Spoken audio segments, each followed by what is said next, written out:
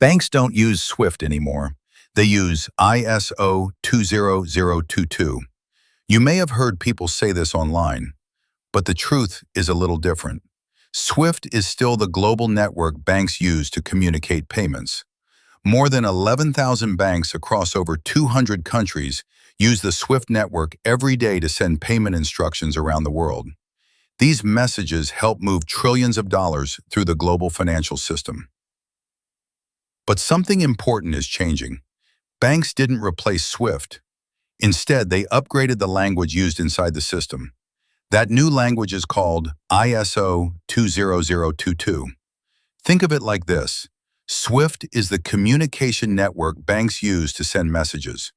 ISO20022 is the new format those messages are written in. For decades, banks used an older messaging system known as MT messages. These messages were simple and very limited. They could only contain a small amount of information about a payment. ISO20022 changes that. It allows banks to send much richer and more structured data with every transaction. For example, payments can now include detailed information such as the sender's identity, invoice references, payment purpose, and compliance data.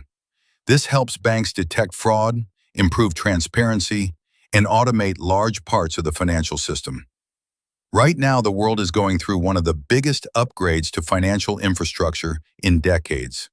Major payment systems around the world are migrating to ISO20022. This includes the SWIFT network, the Federal Reserve's Fedwire system in the United States, and the European Central Bank's Target payment system. Over the next few years, most global financial transactions will be using the ISO20022 messaging standard. So the truth is this: banks didn't stop using SWIFT. They upgraded the language of global finance.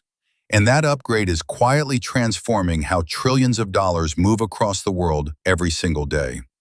If you want to learn more about the hidden systems that power global finance, make sure you subscribe.